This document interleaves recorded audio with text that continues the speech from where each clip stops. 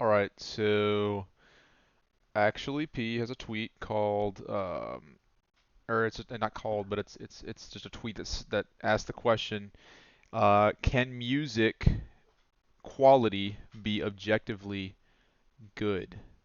And, I answered no, and I offered some thoughts originally, right?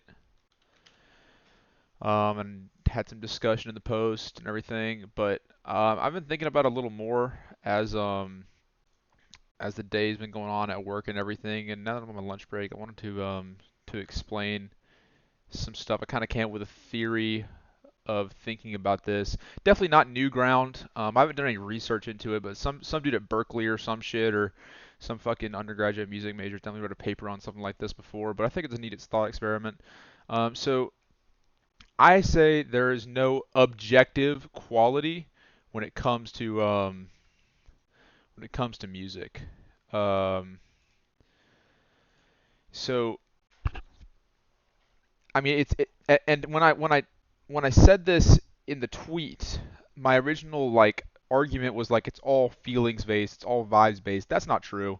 Um, that's not what I want to go with. As I've been thinking about it more, it's more like at the top, at the word music, right?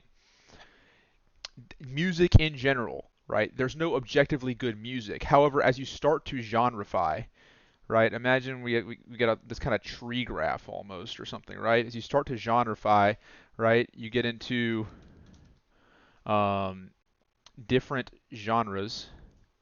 There can be, it becomes, not, I'm not going to say there can be, but it becomes easier to justify things being objectively good. So, um, for example, right? Let me write a few more example genres here. Fuck. Let's go with I don't know. This is showing my hand how I was raised. I'll go with gospel here, even though it's very close to soul. Alright, fuck. We'll go with pop, right? Okay, um, so as you go down, music is very generic. It has no qualities that you can ascribe to it. But you start talking about like rap. Well, rap has specific qualities, right? And fuck, I don't use paint at all, so this is actually killing me. Actually, wait. So genres have attributes you can assign. Like rap, we might assign importance to lyricism. We might assign importance to um, production, quality, and stuff like that. Um, there might be importance to narrative, right? So we can start saying that, or you can start to justify that certain rap songs are objectively good because they have incredible lyricism, right? The production quality is next level, is futuristic. The narrative it pushes is so next level. It's an incredible story, right? Whereas those things don't matter. If I'm talking about slam metal, lyricism doesn't matter in that genre. If I'm talking about black metal, they deliberately lower the production quality so it sounds more fucked up and evil, right? If I'm talking about narrative, there's no narrative in a lot of pop songs, right? So these elements which are important to rap, which can be used to almost objectively evaluate rap music quality in individual songs, are not translatable to the broad base of other genres, right? And as you go down to further, so you go from rap and you go into, let's draw another little fucking line. You get into trap, right? Right? You get to oh fuck, trap, or you get into, I don't know the actual term for this. I'm gonna call it lyrical rap. But you know what I'm fucking talking about, right? Like word rap, rap that values words over vibes, right? Suddenly in trap, lyricism doesn't even become that necessary, but production quality takes a massive rise. Now, production quality is still important in lyrical rap, but you're not going to find, 808s and shit like that. Narrative becomes way more important and shit like that. So these things, it becomes even easier to say, well, this is good lyrical rap because you're giving it more and more definition, more value to it, right? But as you go up this tree, there's no traits in music, right? You can't say, oh, well, this is good. This is objectively good music because the lyricism is good. Some people don't value that, right? Some genres don't value that, right? Or rather, the better example would be you can't say music is any genre, any type of song is objectively bad music because it's bad um,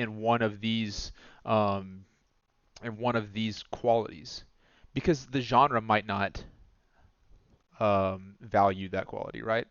Another thing I like about like this kind of way of thinking about it is people's tastes, right? And this is why music taste in general is subjective. People's tastes um,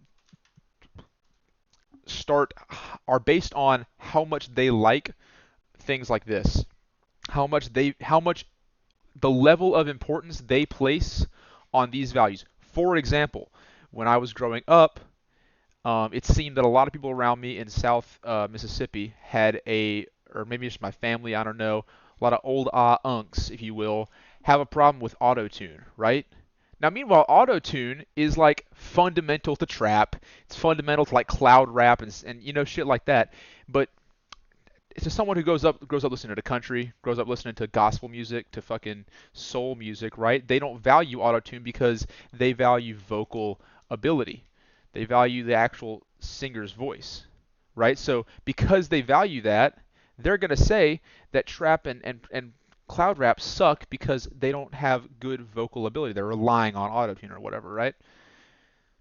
What does this have to do with objective, right? Objective music quality, though. This is me spewing bullshit, right? But that's how they evaluate. That is how they evaluate. If you want to make an objective evaluation of a song, then you have to have parameters. You have to have elements you evaluate it on. What parameter transcends all of music, right? We can say, well, all music has structure. Okay, hold on, wait though.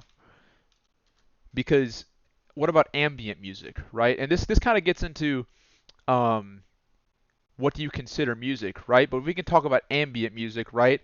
Think about fucking whale noises, okay? Is whale noises music? Well, that's kind of pushing the definition, but we can still consider it music, right? But whale noises are fundamentally whale noises. They are not structured, right? The whales are just saying shit. But some people might say, well, yeah, I don't like it because it's just fucking noise. It's just whale noise, right? There's entire genres of music around the concept of noise, right? It's just no structure, and some people really like that, and some people don't like that. Some people think that's good music. Some people think that's bad music, right?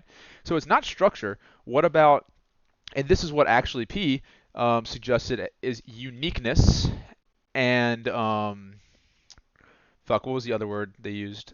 Uniqueness and what's innovation? So uniqueness, but you get the concept. Basically, creativity, right? What making something new. Let me find it.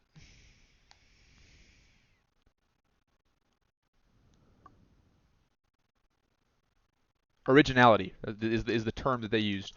Originality, right? To this point, right? I raise um, the concept of um, traditional music, specifically like Western classical, like Baroque and shit like that, where everything has a specific structure, like a 2-5-1 progression, and there's specific types of songs that have specific qualities, right? And you have to work within the limits of those things. Those are technically entire genres, or entire subgenres based on that, right? So some of these things might not be about uniqueness and originality. Those genres are more focused on, really, they're more focused on the instrumental ability of the instrumentalist to recite those pieces, right? Like there's still music from the 1700s, right, which was innovative then or original then, I'm sure, right? But it's being performed today because it puts stress on the virtuosity of the performer and not the creativity of not necessarily the creativity of the original artist.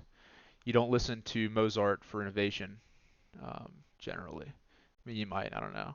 Another thing about uniqueness and originality is um, my parents will listen to, I mean, my dad's listened to country and gospel music only almost exclusively for the past 50 years. I wouldn't consider him stupid or uneducated or anything. That's just what he's listened to, right? He doesn't value the change. He values just almost not necessarily vibes, but like if you're into gospel music, it's because you're religious, right? So you're valuing praise to God, well, you're valuing uniqueness or originality, right? Um, and another thing is like actually P then followed up saying like in deep down I feel like those people who value uniqueness and originality, which I said that a lot of people online, people who listen to more music, who are more open to more music, are going to be the ones to prefer uniqueness and originality in their music. Actually, P responded saying, well, I almost think those people should have more of an opinion on what's objectively good or bad music because they listen to more music. Um, so first of all, that's still subjective because they're the subjects evaluating the music, right? We're still getting subjective evaluation. It's not objective. There's no spectrum, right? Secondly, I could raise you if we go back to this tree model, right? I Unc does not use paint. I can't fucking figure this shit out. I'm not gonna lie to you. I just be putting shit down. So if we go back to this tree model, right? I'll give red for these guys. So this red pen is going to be people who listen to shit online, right? So people listen to shit online probably listen to a lot of rap, right? I doubt they listen to much soul, right? Um, doubt they listen to much soul. They probably listen to a good little bit of pop, right? So we can circle that in, right? Maybe not a lot of pop, but a little bit of pop. They don't listen to any country, right? So this is kind of the shape. I know it's all fugly and everything. This is kind of the shape of what those people might listen to. Now we can obviously the chart's weird, right? Now meanwhile, you might have a lot of people who have listened to a lot of country, right? We put this in blue. Listen to a lot of country, some pop, a little more soul, but no rap, right? So those people that are really valuing uniqueness and originality, they might say, "Oh, this new fake make is really good, right?" And these people that listen to country is like, "Nah, that shit sounds like trash, dude. It's fucking awful, man. Listen to Jason Aldean." Why are the blue people um any more invalid than the red people in this argument? I'm sorry if this is losing you, by the way, but you can see that the red people have holes in their listening, right? This is not a very good graphic, but they have holes. They think because they discuss music online, because they pride themselves on their depth. They're deep, but they're not wide, right? They really don't listen to. We could add tons of genres that this kind of group of people doesn't listen to. This kind of online music discussion group really doesn't listen to, right? I mean, tons of genres, right? And we can meanwhile have tons of people that don't listen to this type of stuff and don't discuss things online, but are actually very knowledgeable in country music, right? And grew up singing gospel and soul music in church, right? Or alternatively, come from a non-Western culture and listen to their country's forms of these genres, and they're educated on, and they all have different tastes is what I'm trying to get at here. They all have different tastes, um, and to say that their taste is worse because it doesn't include uniqueness necessarily, or because it doesn't include some sort of trait, is just not correct. It's almost insulting, which I know is not the intention, but um, basically what I'm trying to summarize here is that music cannot be objectively good or bad because music includes a diaspora of different genres and such. to where there's just no point in um, attempting to categorize it like that. And as you go further down the this little tree like into different genres, as you go further down into sub-genreification and everything, it becomes easier and easier to evaluate um, whether or not the music is good, right? It's much easier to say this is really good blackened death metal than it is to say this is good soul or this is good music, right? As you go further up, it becomes more subjective. As it goes further down, it becomes more objective because by virtue of genreifying things, you're putting limitations on it. So you're allowed to assess it through the lens of those limitations, right? So that's why I would say I rescind my claim that it's all vibes or feelings based. It's not. It's not. There is objectiveness, but it's because people have different tastes based on their background and everything that value entirely different things and influence what genres they listen to. So that musical taste is a much better judge of quality, and it's going to be inherently subjective. The quality is inherently subjective. You physically cannot rate music objectively because there's essentially no common parameters to base it around. So once again, like that's kind of messy. There's no script to this video, obviously, but I've been thinking through it at work and everything, and I'd like to see your thoughts in the comments. And yeah.